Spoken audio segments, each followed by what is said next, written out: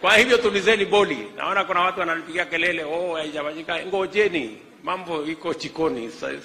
Acheni maneno mingi. Sijui kama tunaelewana. Lakini hawa wakora ambao wamekuwa wakifaidika sasa wameenda kotini. Ndio unasikia hiyo sheria ine tulipitisha ati wamepeleka kotini. Ati wanataka kutusimamisha ndio waendelee na kuiba. Mimi nataka niwaambie mniangalie macho vizuri. Tafuteni mtu ya kutishana naye, sio mimi.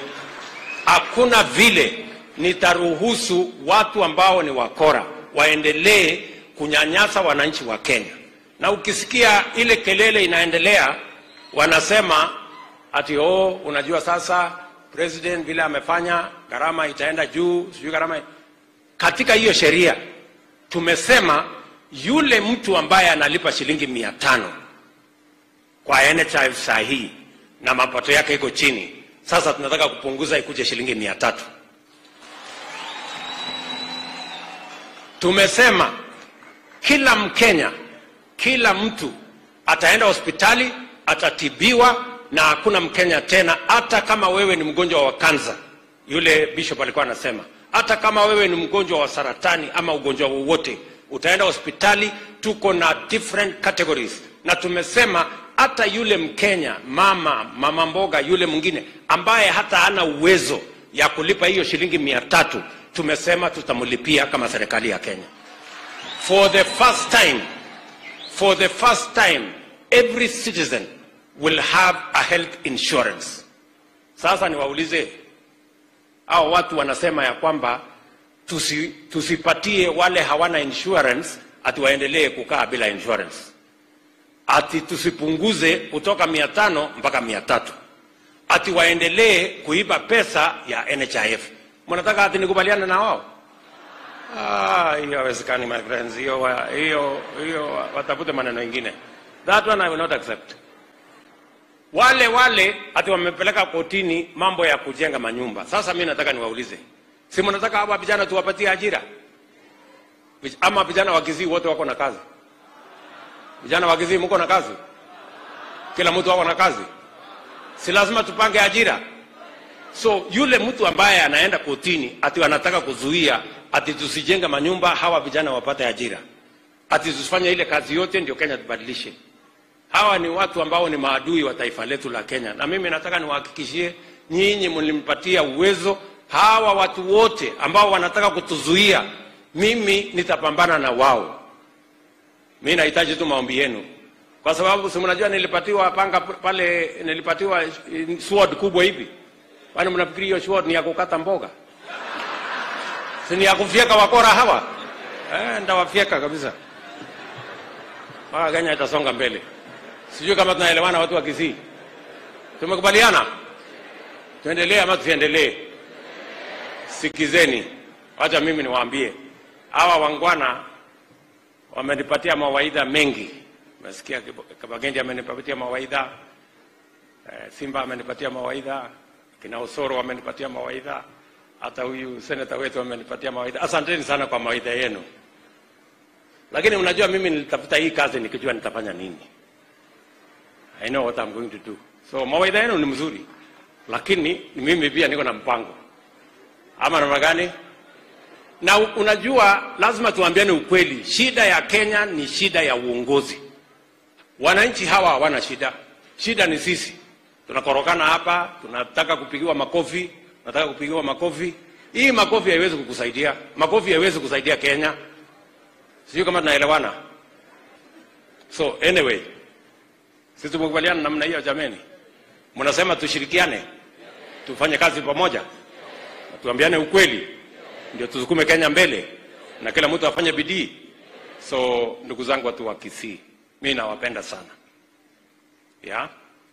Na mahali Mungu amenifikisha na nyinyi mmenifikisha, lazima tukubaliane vile Kenya itasonga mbele. Tutafanya bidii kwa pamoja.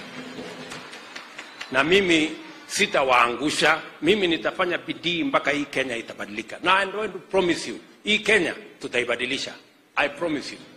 He made remarks whereby he directly isolated the people who had taken that case to court and said that he was given a sword, the ceremonial sword was given at Kasarani, and that he was going to use that sword not to chop vegetables. He was not given that sword for chopping vegetables, but for dealing with crooks like myself and others who had gone to the High Court and successfully challenged this housing, so-called housing levy fund, or levy tax, or whatever it is, or affordable housing levy. So those remarks had two issues that got me concerned.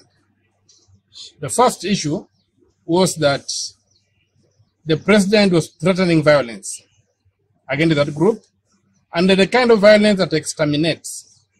He was threatening to kill people by saying he's going to slash them. The second thing is that he deliberately dehumanized the people who went to court by calling them crooks. And that particular thing irked me.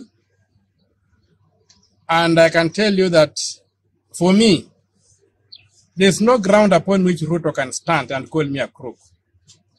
People who know the history of this country know that both of us have been taken to court. And because I live under the jurisdiction of Langata Police Station, on Sunday I went to Langata Police Station, making an attempt to report this matter, to get an OB.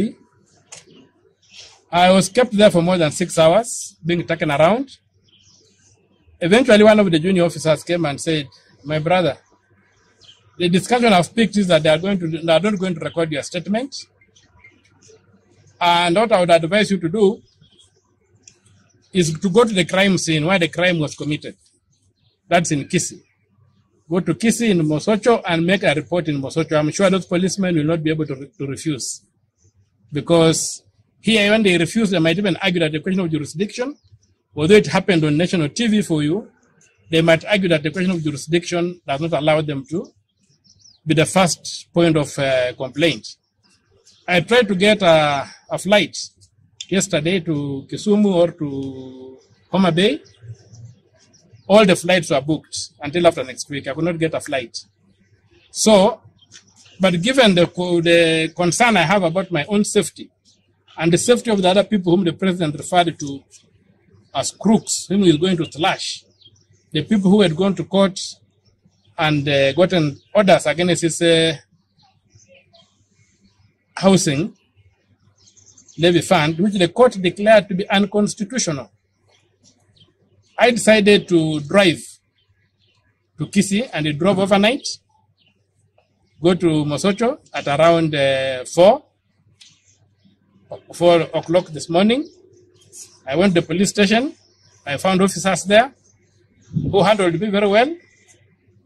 They even recorded my complaint in an OB, and the OB is here for those who can see. It's an OB number 03/19/12/2023.